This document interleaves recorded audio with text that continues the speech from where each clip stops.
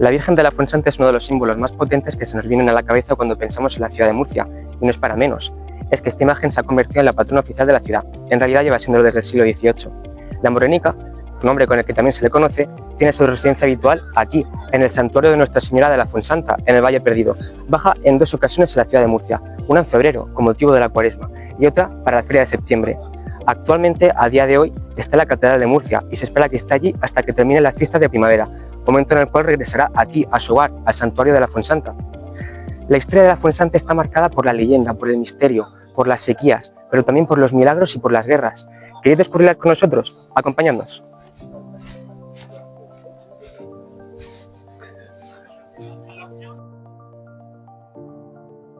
¿Qué representa la Virgen de la Fuensanta para la identidad murciana, más allá de lo religioso? Vamos a ver, la identidad de la Virgen de la Fuensanta empieza por su propio nombre. Fuensanta es un término que nos rememora el agua, algo tan importante en esta región, y también desde el punto de vista fonético es mucho más fácil de pronunciar Fuensanta que, por ejemplo, el nombre de la anterior patrona, que se llamaba Arixaca, con una X que los murcianos que no pronunciamos la S, pues más dificultad para pronunciar una X, obviamente. Entonces, el nombre ya es para la población, para el imaginario colectivo, un nombre que rememora de alguna manera un elemento crucial para la vida e importantísimo para nuestra región. Y eso pues se va calando en nuestra forma de entender esta aparición, bueno, no es una aparición, esta adscripción mariana, ¿no? Esta devoción mariana, pues ¿qué nos puede resolver? O sea que ahí ya hay una predisposición positiva a integrarla. El segundo aspecto, en mi opinión, es su iconografía, es la parte simbólica de la representación de la divinidad. A uno de mis directores de tesis, Antonio C. Gutiérrez, del Consejo Superior de Investigaciones Científicas, que es un investigador conocido a nivel europeo por su precisión en la iconografía, lo primero que le sorprendió de la Virgen de la Fuensanta es que la imagen llevara corona, rostrillo, que es lo que circunvala el óvalo de la cara, y el pelo suelto. Porque normalmente cuando se lleva rostrillo se lleva una toca ocultando el pelo. Sin embargo, la Virgen de la Fuensanta, su representación iconográfica rompe con eso. Y entonces de alguna manera se precisa la forma de su cara, pero el pelo, que es una seña de identidad femenina indiscutible, también se deja a la vista.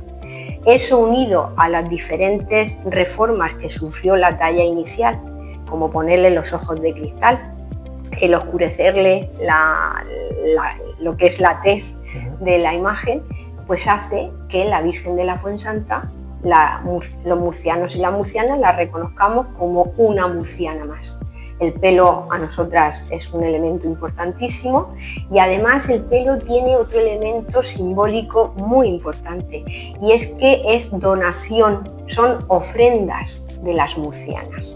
Entonces ahí se va tejiendo, se va imbricando pues una identidad entre lo humano y lo divino, pero que a la vez pues hace que la Virgen de la Fuensanta se la considera, pues yo diría, igual se sorprenden, que es más murciana que divina, ¿no? En ese sentido. También hay otro elemento importante, por ejemplo, es su indumentaria. La Virgen de la Fuensanta, la reina Isabel II le regaló uno de los mantos que tiene con su vestido que le adaptaron, y eso inició como una especie de costumbre de modificar el ajuar de vestidos que tiene la Virgen de la Fuensanta, porque es una imagen que, a diferencia de otras que normalmente solo si tienen vestidos litúrgicos, ¿no? Los trajes litúrgicos, según la época del año litúrgico, es un color o es otro. Las que en mejor posición están tienen eso, pero es que la Virgen de la Fuensanta, por ejemplo, tiene traje de huertana, ¿sabes? Tiene un traje que es rojo bordado en azabache, que se lo regalaron los toreros. O sea, entonces, claro, una imagen que tiene pelo, que tiene tez morena, que los ojos pues son unos ojos más realistas que si fueran los pintados iniciales, a las que se le cambia de ropa según el momento, no solo litúrgico sino festivo, y a que además se le regalan joyas, porque también hay ofrendas de joyas hacia la imagen. Pues claro, eso genera una identidad de pertenencia, ¿no? Y de adhesión por parte de la población, que es muy importante. Si me permites, te puedo contar una anécdota. Recuerdo que uno de mis informantes, el cabo de Andas en ese momento, Joaquín Vidal, que me dio muchísima información, me contaba una anécdota que había, un señor, sabes que en la romería van sacando las casas del recorrido, van sacando mesas para que los estantes dejen la imagen y pudieran descansar, porque ahora hay mucha gente para llevarla, pero esto no ha sido siempre así. Hubo una época, sobre todo en la romería de subida ahora de primavera, pues los huertanos estaban trabajando en la crianza del gusano de seda, que es muy voraz en esta época, y entonces estaban las familias alimentando al gusano, ¿no? Y entonces era lo que llamaban la romería de los ricos, porque la población mayoritariamente no podía ir. Entonces, claro, quienes llevaban el trono pues tenían que descansar. Y entonces en una de las mesas pues había un señor, pues en fin, que no era el hombre muy creyente, y dijo, pero vamos a ver qué tanto jaleo, pero si esto es un palo vestido. Y entonces otro de los que estaban allí le dijo, no me toques a la Virgen de la Fuensanta, que me cago en Dios. O sea, como si Dios fuera algo totalmente ajeno a lo que simboliza y lo que integra la Virgen de la Fuensanta. No sé si he contestado suficiente. Sí. Hablabas de la Virgen casi como una murciánica más. Sí. Al final es un símbolo muy potente y está presente en muchísimas partes, está presente en toda la ciudad de Murcia. ¿Cree usted que esa devoción es solo fe o hay también un sentimiento de pertenencia cultural importante? Sí, yo creo que es una combinación de fe en el ámbito religioso, pero fíjate, yo creo que hay una parte identitaria clarísima. O sea, la Virgen de la Fuensanta ahora mismo yo creo que es fe, por supuesto, porque es un icono religioso, pero un icono identitario claramente, ¿no? Y hay mucha gente que tú ves que van a la iglesia y que van a ver a la Virgen de la Fuensanta cuando está en la catedral, y a lo mejor el resto del año ni entran, ¿no? O sea que está claro que es un soporte simbólico para la identidad murciana valiosísimo, pero aquí además se ha integrado muy bien, porque ya te digo, puede parecer algo secundario, pero por ejemplo el traje de huertana, o sea, es que es hacerla humana, ¿no? Pues participa de lo mismo que hacemos los murcianos, como nos vestimos los murcianos y las murcianas en las fiestas de primavera. Y es más, cuando ha habido algún año que por las razones que sean no se le ha puesto el traje de huertana, la gente, yo observo, pregunto, hablo, lo comentan, ¿no? O sea, como que necesitamos esa identidad que se canaliza en pues una indumentaria específica que comparte con el resto de los murcianos y las murcianas, no solo de la ciudad, porque sabemos que en el bando de la huerta vienen de toda la región, ¿no? Y entonces, pues esa seña de identidad de que hasta la Virgen va vestida de huertana, ¿no? O sea que, sí, por supuesto.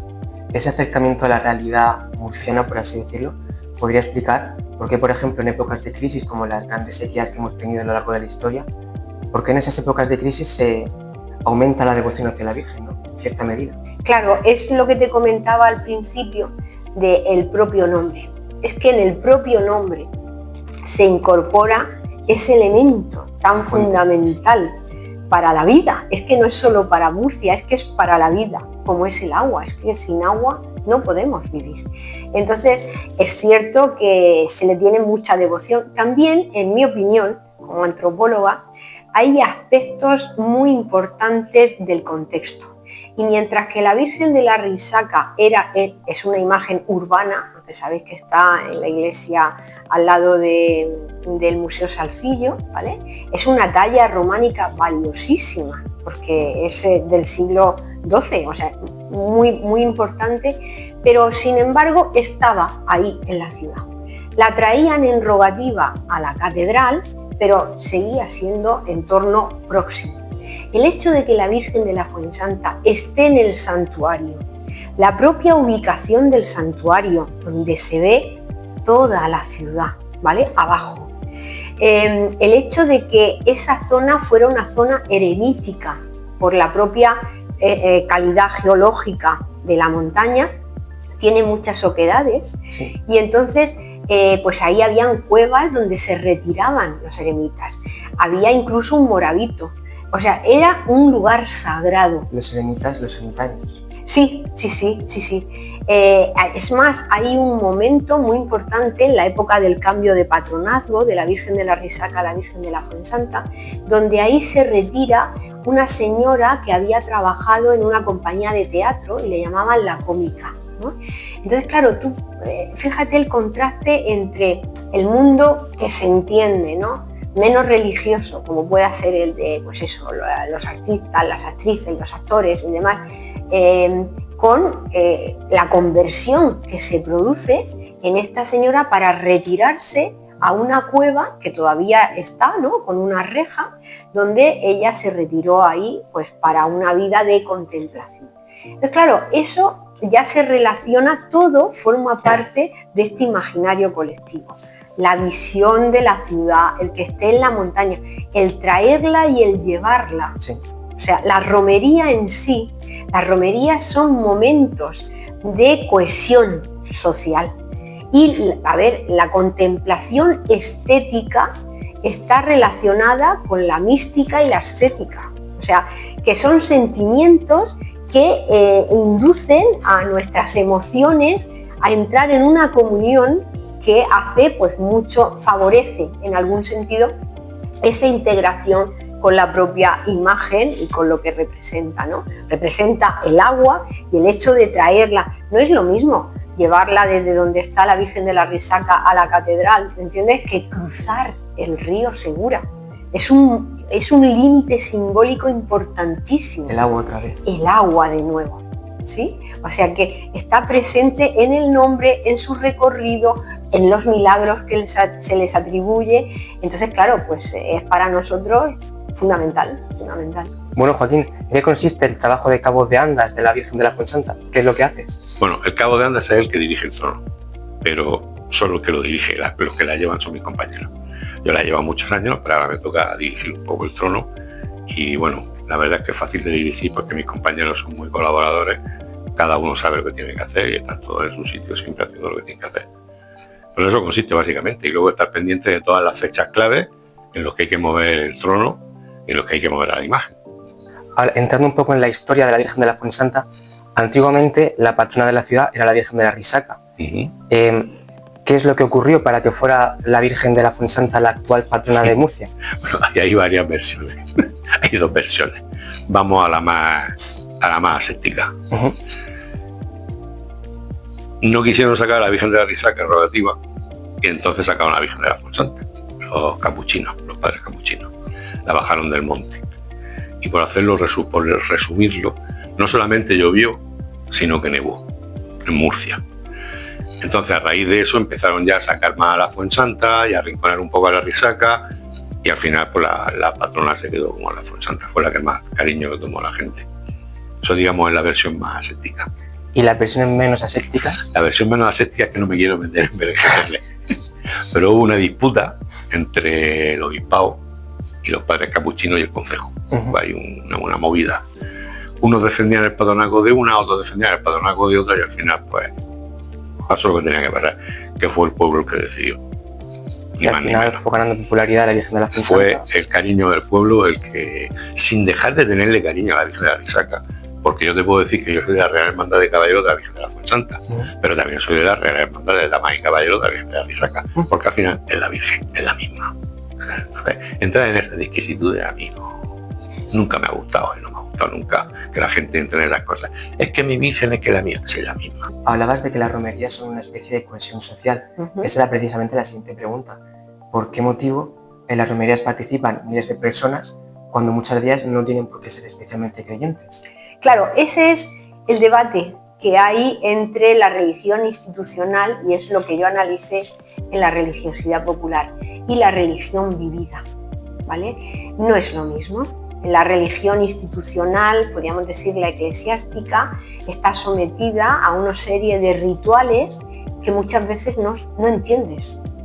Es un dogma, por ejemplo la consagración, pero que tú no entiendes. Luego hay toda una serie de dogmas que son dogmas de fe, obviamente, que pues no se pueden explicar racionalmente. Y en una sociedad cada vez más laica cuesta más de encajar eso.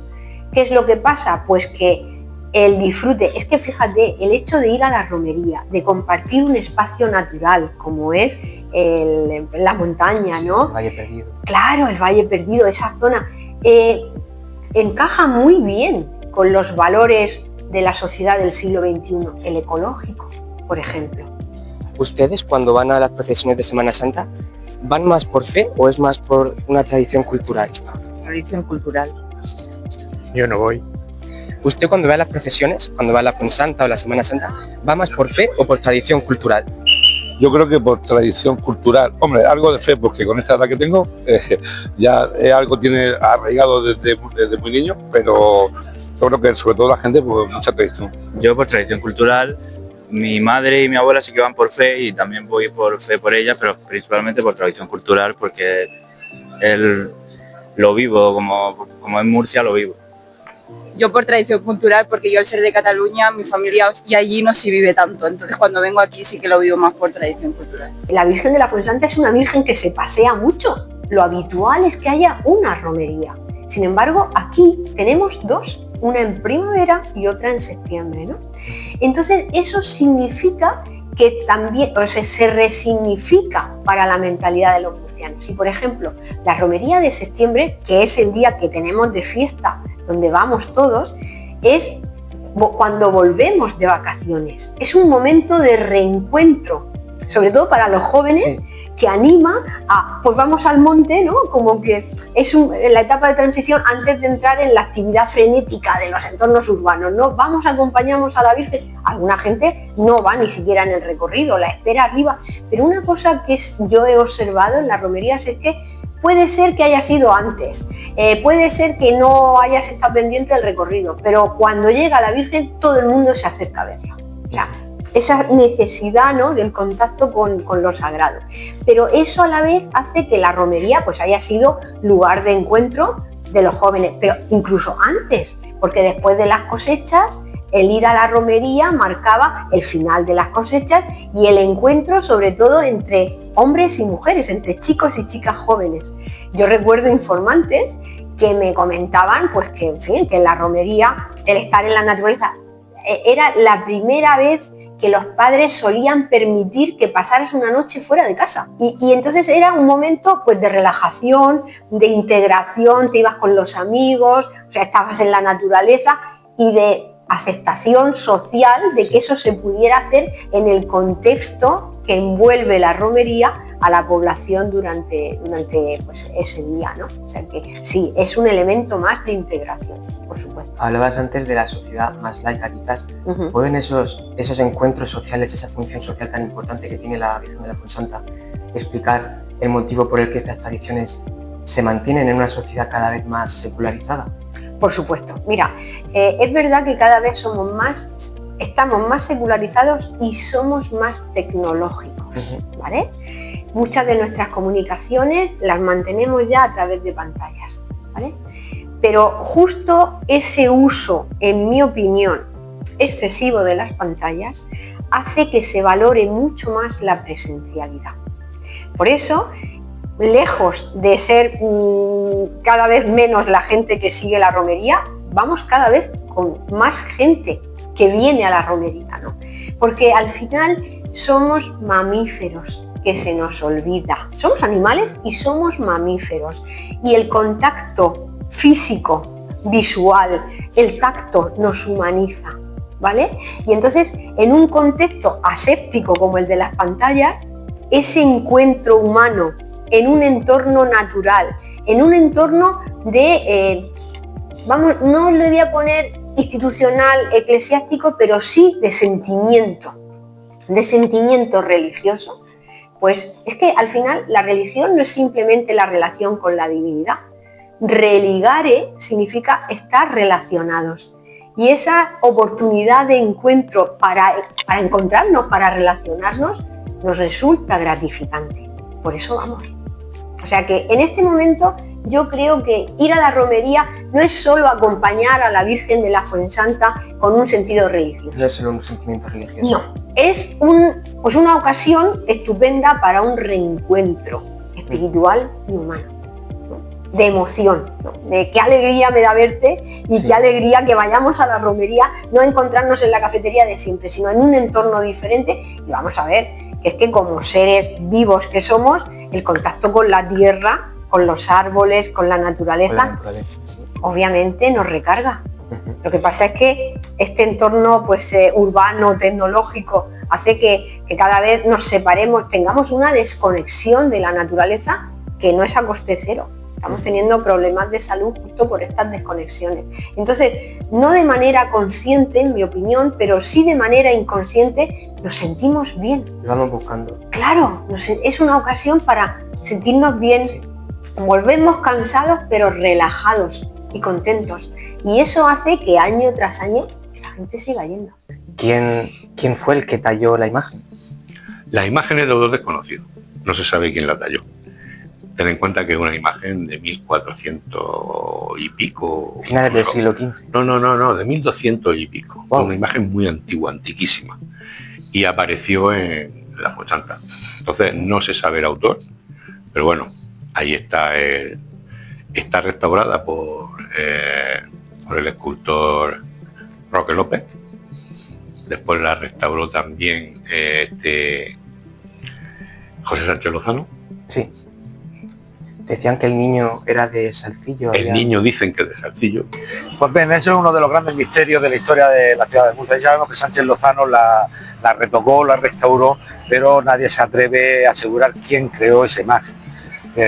Sí sabemos pues más o menos del siglo que es, del estilo que es, etcétera, con los 1000 retoques que ha llevado en el transcurso de los años, pero no se conoce la autoría de la Virgen. A lo largo de los siglos, la Virgen de la Fuensanta ha sobrevivido a varias guerras. ¿Cómo lo hizo, por ejemplo, durante las invasiones napoleónicas? Bueno, generalmente la Virgen de la Fuensanta ya no solo que ha sobrevivido, la han sobrevivido, ¿no? Sobre todo los fieles, los murcianos escondiéndola. Ten en cuenta que cuando Napoleón invade España, lo primero que hacen los murcianos es nombrar generala del reino, el cardenal Belluga, a la Virgen de la Fuensanta. Y aún conserva ese título y después le regalaría un general el fajín original, el bastón de mando de general, etcétera, etcétera, etcétera. Pero siempre ha sido escondiéndola. ¿Cómo sobrevivió la Virgen de la Fuensanta a la Guerra Civil Española? La Virgen estaba en el santuario, entonces por la radio se enteraron, se oyó aquí en Murcia que iban a quemar el santuario. En ese ínterin se enteraron porque lo que ahora es el convento, al lado del santuario, en los bajos, había habitaciones, le llamaban, que allí veraneaba gente. Y uno de los que veraneaban era el tío Fernando Monerri, que era el tío de mi padre. Entonces se enteraron de que iban a quemar el santuario. Entonces el primer intento de salvarla fue del labrador, de las tierras de la Virgen. La Virgen tiene tierra alrededor que han vendido muchas, pero bueno, el labrador. Entonces la escondió en el huerto, la enterró en el huerto. Pero como aquello es muy poco profundo de tierra, es roca, como en lo que de abajo hay roca, por la noche el hijo del labrador dijo: papá, en el huerto hay una muñeca enterrada. Anda. Entonces dijeron: bueno, pues si la encuentra el chiquillo, la encuentran enseguida. Entonces la devolvieron a la casa de los curas, que era lo que hoy es convento. Y tío Fernando se bajó a Murcia con Eugenio Úbeda, subieron un taxi grande, pero no cabía. Entonces se bajaron a por el coche más grande que había en Murcia, que era el del alcalde Piñuela, al que Murcia no sabe lo que le debe muchísimo, porque a pesar dicho entre comillas, de ser socialista, de aquellos que eran de los socialistas, ¿no? En la guerra civil. En la guerra civil, gracias a él, tenemos los salcillos y muchos pasos de Semana Santa. Porque para salvar el patrimonio de su ciudad, de Murcia, lo encerró en la catedral, cerró la catedral con cadenas, puso guardia republicana en la puerta, con orden de disparar. Entonces, para que no lo tacharan de católico, ni de tendente a la catolicidad, ni de la historia, corrió el bulo de que era para catalogarlo y mandarlo en tren a Madrid, camino de Rusia. Era mentira, obviamente. Sí. Era para salvarlo. Y lo salvó. Y volviendo a lo de la Virgen. Entonces la lió en un colchón, la metió en el maletero del coche de su cuñado, del alcalde de Fernando Piñuela, que obviamente no se podía cerrar el maletero, y se lo bajó a Murcia. Pero se la bajó a Murcia dando vueltas para no ir directo de la Fuensanta a Murcia, porque había controles de Guardia Republicana en todos sitios, todas las carreteras. De hecho lo pararon un par de veces y una de ellas le dijeron, eso mi tío Fernando cuando lo recordaba se le saltaban las lágrimas, porque dijeron, ¿qué lleva usted ahí? Y cuando él dijo cosas sin valor, pensando que era la Virgen de la Fuensanta, poco menos que se desmaya. Eso me lo ha contado a mí, no me lo ha contado nadie, me lo contó él a mí en persona. Y no le revisaron el maletero, le creyeron. No, porque cuando fueron a revisarlo, él, aprovechando las circunstancias, dijo, es que no saben ustedes de quién es este coche. Entonces uno lo miró y dijo, sí, es el coche del alcalde Piñuela, entonces lo dejaron pasar. Anda. Por eso se libró de que lo se salvó por los pelos. Por los pelos, porque estuvo listo. ¿Y qué hicieron con la Virgen? ¿Dónde la guardaron? La Virgen la guardaron en casa de mi tío Fernando, en la Plaza Fonte, en el primer piso, al fondo de un armario, porque mi tío Fernando tenía una peluquería, era peluquero, tenía una peluquería en la Trapería. Sí, la Trapería. Una peluquería que entonces decían que era una peluquería de 5 sillones, que eso era una locura, todo era por sillones. Y entonces en un armario donde tenía todas las cosas de la peluquería, y ahí pasó toda y ahí la se guerra. tiró toda la guerra. Registraron la casa 2 veces, pero el armario no. 3 veces. 2 porque la llave la llevaba mi tío Fernando en el bolsillo y no estaba en la casa. Y la tercera, que lo pillaron allí, le dijeron, ¿qué tiene usted en el armario? Pues cosas de la peluquería y tal y cual. Déjeme usted la llave. Dijo, que no se fíe usted de mí. Hizo, que me deje usted la llave. Entonces hizo otra vez, dio a conocerse como cuñado del alcalde. Entonces le dijeron, bueno, creemos en sus palabras y no registraron. Le funcionó el mismo truco. Le refuncionó el mismo truco las 2 veces, menos mal. Menos Si mal. no, a él lo hubieran fusilado, a ella a su mujer lo hubieran fusilado a los dos y la Virgen estaría quemada. No la tendríamos. No a día la de hoy. tendríamos. No la tendríamos. Fíjese qué historia. Y es la misma imagen de nosotros, como dicen por ahí, no, van a traer a la copia, no hay copia. Es el Es original. la original. Es el original, no hay La otra. original de la Edad Media. No hay otra. ¿Crees que el significado de la Virgen de la Fuensanta ha cambiado para las nuevas generaciones o puede cambiar en el futuro? Yo, como antropóloga, te tengo que decir que como especie que somos, resignificamos lo que hacemos. Resignificamos símbolos, resignificamos nuestra forma de vivir, por supuesto. Y además me parece saludable y me parece necesario. Yo estoy convencida que no va con la misma idea a la romería o a visitar a la Virgen de la Fuensanta cuando está en el santuario o cuando está aquí abajo en la catedral una persona que tenga 80 años de una persona que tenga 20. Pero lo importante es que va.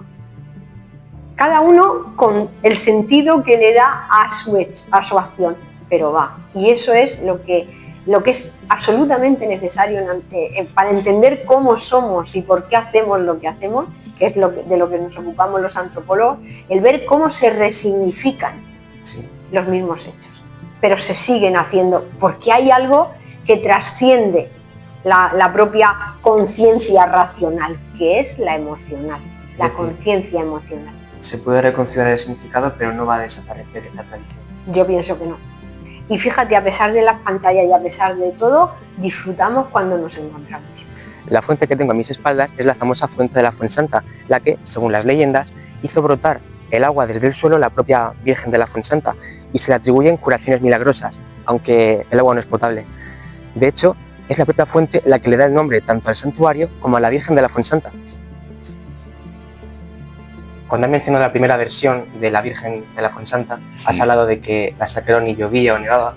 ¿Se ha vinculado la figura de la Virgen de la Fuensanta con milagros a lo largo de la historia? Sí, muchísimas veces, muchísimas veces. Y siguen ocurriendo, aunque la gente no lo ve, pero siguen ocurriendo. Sí.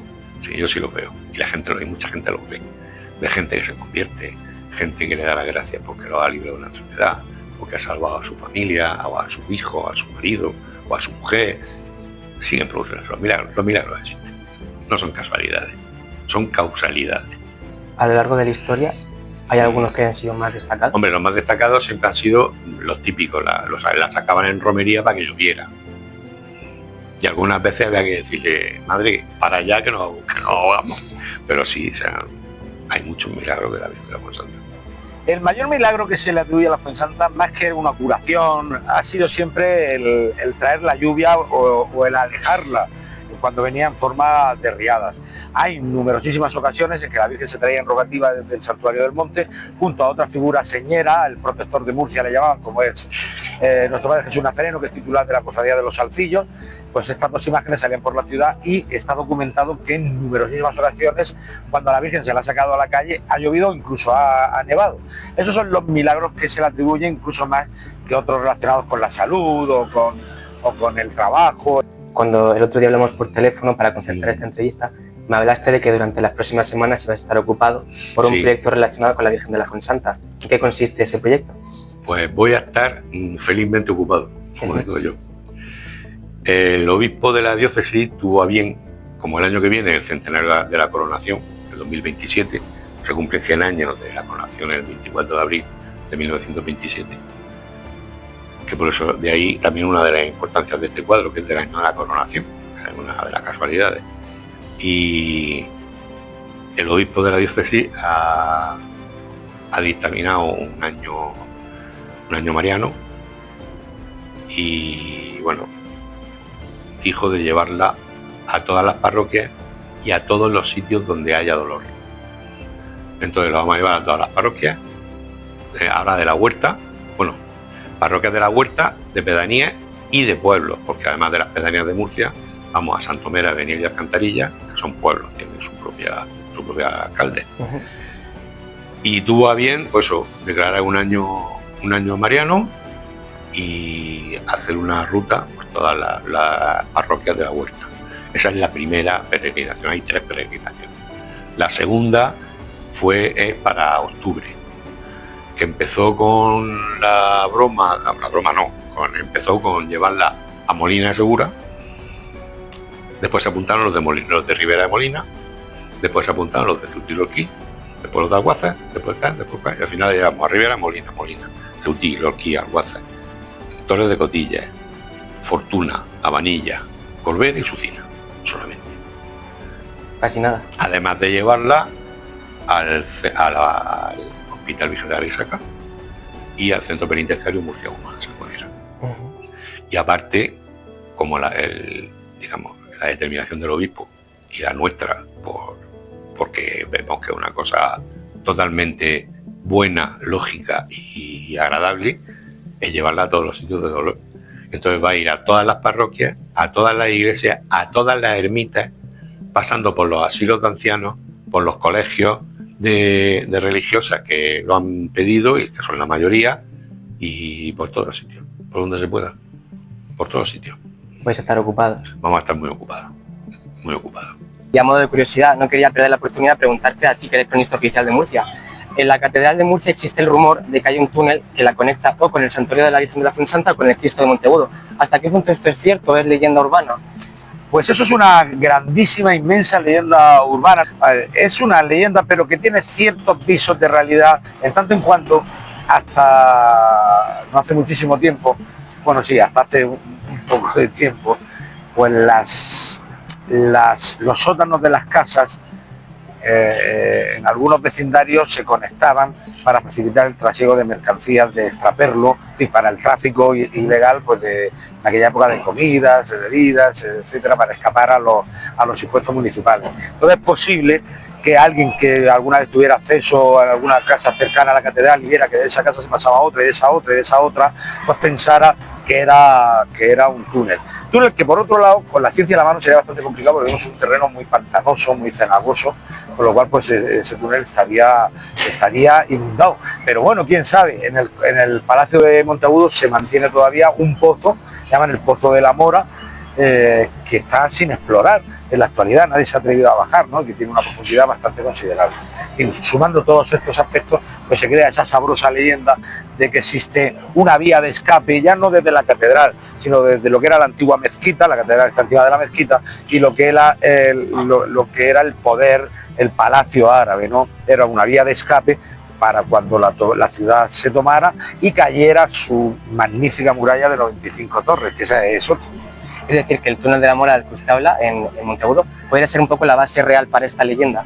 Pues seguramente en aquel pozo donde cuentan también las crónicas que fue arrojado más de un traidor, ¿no? más de un incauto, pues quizás sumándole pues a ese pozo tan profundo, a lo que te comentaba de las interconexiones en las bodegas de las casas, pues quizás surgiera esa leyenda, pero sería una maravilla que existiera ese túnel, sería un atractivo turístico de primer orden. Hay una historia que se cuenta que en la Catedral de Murcia hay un túnel que conecta directamente con el Santuario de la Fuensanta. ¿Conocían ustedes esta historia? No. Y creo que es imposible. No, yo conozco otra, es que se conecta con el castillo de Monteagudo, eso sí la conozco desde hace muchísimos años, que ahí había un túnel que conectaba el castillo de Monteagudo con la catedral, pero con el de la Fuensanta no tenía conocimiento de ello. ¿Lo conocíais? Sí, la he escuchado, pero así de por encima, no sé mucho más, la he escuchado. Yo no la conocía. Pues muchísimas gracias. Gracias a vosotros por dar luz y voz a la Virgen de la Fuensanta a través nuestro, que somos meros interlocutores, pero ya está, no somos más.